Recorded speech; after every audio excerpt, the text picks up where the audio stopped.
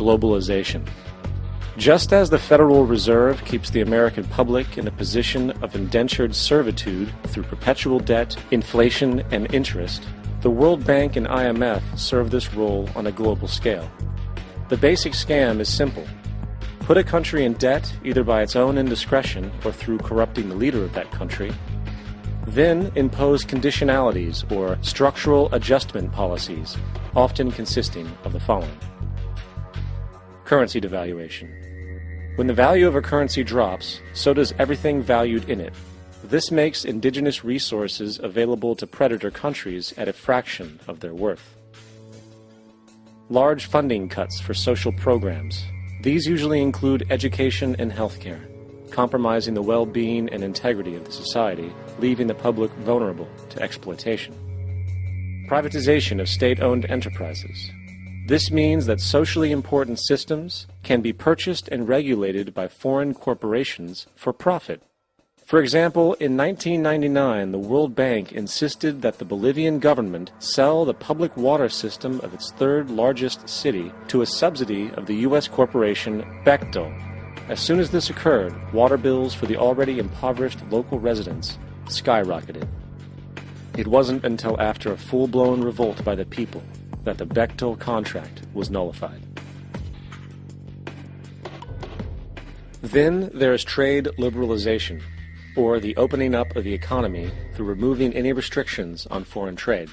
This allows for a number of abusive economic manifestations, such as transnational corporations bringing in their own mass-produced products, undercutting the indigenous production and ruining local economies. An example is Jamaica, which, after accepting loans and conditionalities from the World Bank, lost its largest cash crop markets due to competition with Western imports. Today, countless farmers are out of work, for they are unable to compete with the large corporations. Another variation is the creation of numerous seemingly unnoticed, unregulated, inhumane sweatshop factories, which take advantage of the imposed economic hardship. Additionally, due to production deregulation, environmental destruction is perpetual, as a country's resources are often exploited by the indifferent corporations while outputting large amounts of deliberate pollution. The largest environmental lawsuit in the history of the world today is being brought on behalf of 30,000 Ecuadorian Amazonian people against Texaco, which is now owned by Chevron. So today it's against Chevron, but for activities conducted by Texaco. Estimated to be more than 18 times what the Exxon Valdez dumped into the coast of Alaska. In the case of Ecuador, it wasn't an accident. The oil companies did it intentionally. They knew they were doing it to save money out there rather than arranging for proper disposal. Furthermore, a cursory glance at the performance record of the World Bank reveals that the institution, which publicly claims to help poor countries develop and alleviate poverty, has done nothing but increase poverty and the wealth gap, while corporate profits soar. In 1960, the income gap between the fifth of the world's people in the richest countries versus the fifth in the poorest countries was 30 to 1. By 1998, it was 74 to 1. While global GNP rose 40% between 1970 and 1985, those in poverty actually increased by 17%. While from 1985 to 2000, those living on less than $1 a day increased by 18%.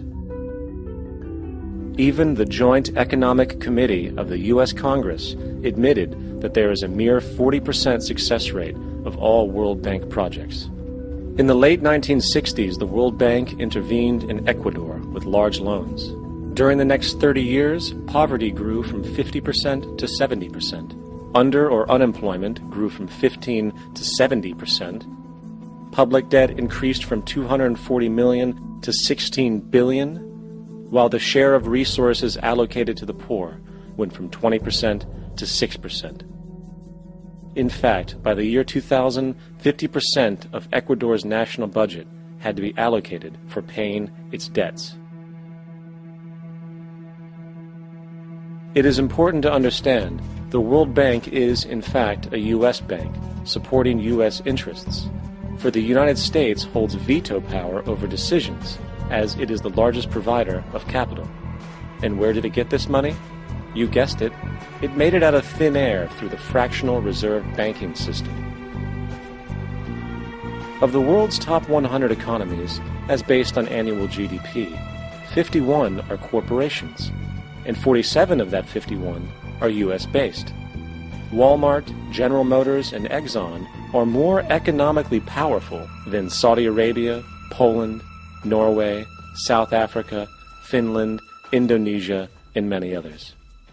And, as protective trade barriers are broken down, currencies tossed together and manipulated in floating markets, and state economies overturned in favor of open competition and global capitalism, the empire expands. You get up on your little 21-inch screen and howl about America and democracy. There is no America. There is no democracy. There is only IBM and ITT and AT&T and DuPont, Dow, Union Carbide, and Exxon. Those are the nations of the world today. What do you think the Russians talk about in their councils of state? Karl Marx? They get out their linear programming charts, statistical decision theories, Minimax solutions, and compute the price-cost probabilities of their transactions and investments, just like we do. We no longer live in a world of nations and ideologies, Mr. Beale. The world is a college of corporations, inexorably determined by the immutable bylaws of business. The world